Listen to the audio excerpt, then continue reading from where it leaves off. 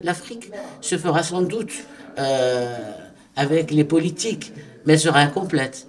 La vraie Afrique se fera par l'imaginaire, c'est-à-dire connaître l'autre. Et pour connaître l'autre, il faut que je le lise. Pour connaître un Sénégalais ou un Ivoirien ou un Soudanais, il faut que je connaisse sa culture.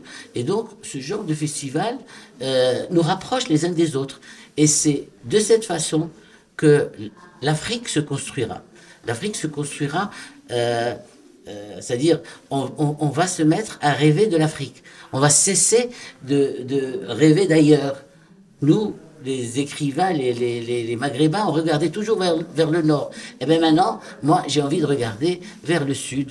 Cette année, j'ai fait la Biennale de Dakar. Je commence à m'intéresser, au lieu de faire Paris ou New York, ben, je suis très content d'aller en Afrique et de les connaître. J'ai offert une pièce monumentale au musée historique de Gorée, au Sénégal. Et j'étais très heureux d'offrir cette œuvre qui fait 4 mètres par 3. Elle est énorme. Et voilà. Et j'ai des Sénégalais qui veulent offrir des œuvres pour les Marocains. Et c'est comme ça que l'Afrique se fera. Ce festival, déjà, c'est extraordinaire. J'invite 40, 50 écrivains africains. Et ils viennent à Marrakech. Ils m'invitent chez eux. Là, je vais en Côte d'Ivoire.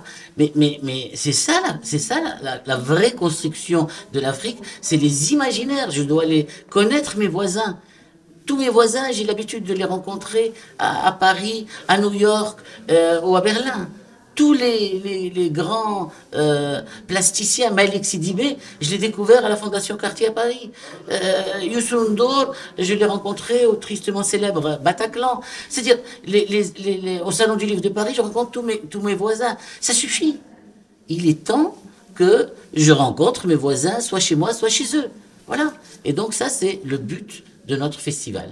C'est vraiment me rapprocher de mes cousins africains.